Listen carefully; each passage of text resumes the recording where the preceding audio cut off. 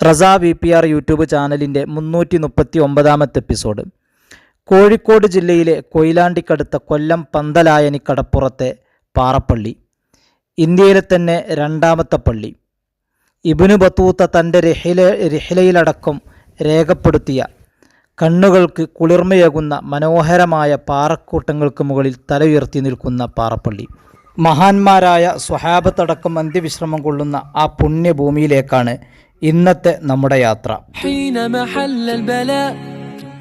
جئت إليك ذليلا أناجي من لي غيرك ربي يسمع مني شكوى حين محل البلاء جئت إليك വിദേശ ചരിത്രങ്ങളിൽ ഇടം പിടിച്ച പാറപ്പള്ളി അടങ്ങുന്ന പന്തലായനി സഞ്ചാരികൾക്ക് ഏറെ പ്രിയമായിരുന്ന കടപ്പുറം. അറബി വ്യാപാരികളുടെയും ജൂതന്മാരുടെയും ചൈനക്കാരുടെയും തുറമുഖ നഗരം. അങ്ങനെ അനേകം ചരിത്രങ്ങൾ പറയുന്ന പാറപ്പള്ളിയിലേക്കാണ് ഇന്നത്തെ നമ്മുടെ യാത്ര.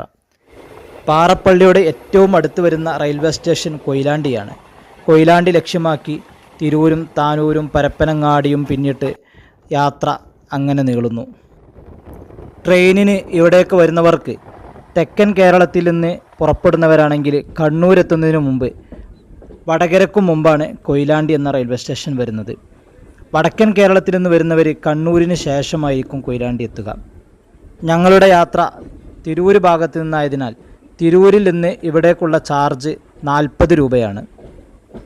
കൊയിലാണ്ടിയിൽ നമ്മൾ ട്രെയിൻ ഇറങ്ങിക്കഴിഞ്ഞാൽ നമുക്ക് കൊല്ലത്തെത്തണം. കൊല്ലത്തേക്ക് ബസ്സിന് 10 രൂപയാണ്. അവിടെ നിന്ന് ഏകദേശം 1 കിലോമീറ്ററോളം ഉണ്ട് പാറപ്പള്ളി മക്കാമിലേക്ക്. ഓട്ടോറിക്ഷ വിളിക്കുകയാണെങ്കിൽ 50-60 രൂപയാവും. നടന്നു പോവുകയാണെങ്കിൽ ഏകദേശം 1 കിലോമീറ്റർ നടക്കാനുണ്ട്. ഏതും നമുക്ക് ചൂസ് ചെയ്യാം. ഇനി അതല്ല, നമ്മൾ കൊയിലാണ്ടിയിൽ ഇറങ്ങുകയാണെങ്കിൽ കൊയിലാണ്ടിയിൽ നിന്ന് തന്നെ നേരെ ഓട്ടോറിക്ഷ വിളിച്ചാൽ 90 രൂപയാണ് ഞങ്ങളുടെ കയ്യിൽ നിന്ന് ചാർജ് ഈടാക്കിയത്.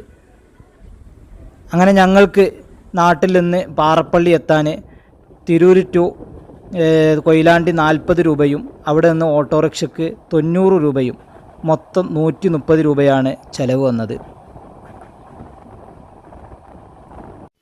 അങ്ങനെ നമ്മളിപ്പോൾ പാറപ്പള്ളിയിൽ എത്തിയിട്ടുണ്ട്. ഈ കാണുന്ന പാറയ്ക്ക് മുകളിൽ കാണുന്ന പള്ളി ഇവിടെ പഴയ കാലത്ത് പ്രാചീന പള്ളിയായിരുന്നു. പിന്നീട് അത് പുതുക്കിപ്പണിതാണ് ഈ രൂപത്തിൽ നമുക്ക് കാണാൻ കഴിയുന്നത്. ദിവസവും ധാരാളം സഞ്ചാരികളും തീർത്ഥാടകരും എത്തുന്ന ഒരു സിയാറത്ത് കേന്ദ്രമാണ് പാറപ്പള്ളി എന്നുള്ളത്. ആദിമ മനുഷ്യൻ ആദം നബി അലൈഹിസ്സലാം മുതൽ ഒട്ടനവധി സഞ്ചാരികളും മഹാന്മാരും സ്വഹാബത്തും അടങ്ങുന്ന പലരും ഈ പുണ്യഭൂമിയിലെത്തി. നമുക്ക് ഈ പള്ളിയുടെ മുറ്റത്ത് മഹാനായ ആദം നബി അലൈഹി ഇസ്ലാമിൻ്റെ കാൽപാദം കാണാം. ഈ കാണുന്നതാണ് ആദം നബി അലൈഹി ഇസ്ലാമിൻ്റെ കാൽപാദം. ഇവിടെ മഹാന്മാരായ സ്വഹാബത്ത് അന്ത്യവിശ്രമം കൊള്ളുന്നുണ്ട്. ഈ പള്ളിയുടെ ഭാഗത്ത് നിന്ന് ഈ മക്കാമിൻ്റെ ഭാഗത്തേക്ക് ബോർഡ് വെച്ചത് കാണാം. ഈ വഴിയിലൂടെ നമ്മൾ നേരെ ചെന്നാൽ നമുക്ക് മഹാന്മാരായ സ്വഹാബത്തിൻ്റെ മക്ബറ കാണാൻ കഴിയും. ഇവിടെ കിടക്കുന്നതൊക്കെ മഹാന്മാരായ സ്വഹാബത്താണ്. 17 മക്ബറകൾ ഇവിടെ ഉണ്ട്. അതിൽ 11 സ്വഹാബത്താണെന്നാണ് പറയപ്പെടുന്നത്.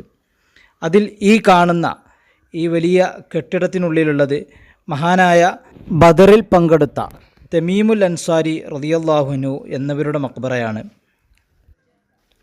എന്നല്ല, ഇവിടുത്തെ ആദ്യ ഖാദിയായിരുന്ന അബ്ദുല്ലാഹിബ്നു ദീനാർ എന്നിവരുടെ മക്ബറയാണ് ഇതെന്നും അഭിപ്രായം ചരിത്രകാരന്മാർക്കിടയിലുണ്ട്. ഹിജ്റ 8 തമീമുൽ അൻസാരി റളിയല്ലാഹു അൻഹു ഇവിടെ എത്തിയെന്നാണ് പറയപ്പെടുന്നത്. ഇബ്നു ബത്തൂത്തയെ പോലെയുള്ള ഒരുപാട് ചരിത്രകാരന്മാരും സഞ്ചാരികളും ഈ തീരത്ത് വന്നണഞ്ഞിട്ടുണ്ട്. ഒട്ടനവധി മഹാന്മാർ ഈ പ്രദേശത്ത് അന്തിയുറങ്ങുന്നതിന് പുറമെ ഒരുപാട് ചരിത്ര കേന്ദ്രങ്ങളുണ്ട്. ഈ കാണുന്നതാണ് ഖിളർ പള്ളി. മഹാനായ ഖിളർ നബി അലൈഹി ഇസ്ലാം വിശ്രമിക്കാൻ തെരഞ്ഞെടുത്ത സ്ഥലത്താണ് ഈ പള്ളിയുള്ളത് എന്നാണ് പറയപ്പെടുന്നത്. അതുപോലെ തന്നെ ഇവിടെ നിന്ന് കടപ്പുറത്തിൻ്റെ ഭാഗത്തേക്ക് നമ്മൾ ഇറങ്ങിക്കഴിഞ്ഞാൽ അവിടെ ഔലിയ പള്ളി എന്നുള്ള ഒരു കൊച്ചു പള്ളി നമുക്ക് കാണാൻ കഴിയും. ഇവിടുത്തെ കടപ്പുറത്തിൻ്റെ വളരെ മനോഹരമായ കാഴ്ചകളാണ് നമ്മളിവിടെ കണ്ടുകൊണ്ടിരിക്കുന്നത്. ഈ പള്ളിയുടെ അടുത്ത് തന്നെ ഒരു മരുന്ന് കിണറുണ്ട്. കടലിനോട് ചേർന്ന് നിൽക്കുന്ന ആ കിണറ്റിലെ വെള്ളം ഒരു ഉപ്പുരുചിയോ മറ്റോ ഒന്നുമില്ലാത്ത വളരെ അത്ഭുതകരമായ മരുന്ന് വെള്ളമാണ്. ഒരുപാട് ആളുകൾ അവരുടെ രോഗശമനത്തിന് വേണ്ടി അതിൽ നിന്ന് വെള്ളം കൊണ്ടുപോകുന്നത് നമുക്ക് കാണാൻ കഴിയും. ഇവിടെ ഈ കാണുന്നതാണ് പള്ളി. ഈ കാണുന്നതാണ് നമ്മൾ പറഞ്ഞ മരുന്ന് കിണർ. അങ്ങനെ ഒരുപാട് കാഴ്ചകൾ നമുക്കിവിടെ ഉണ്ട്. ഇവിടെ കഴിയുന്നവരൊക്കെ ഇവിടെ സിയാറത്തിനെത്തുക. അള്ളാഹു നമ്മളൊക്കെ ഒരുപാട് തവണ ഇവിടെ എത്താൻ തൗഫീക്ക് നൽകുമാറാകട്ടെ. അസ്സലാമു അലൈക്കും.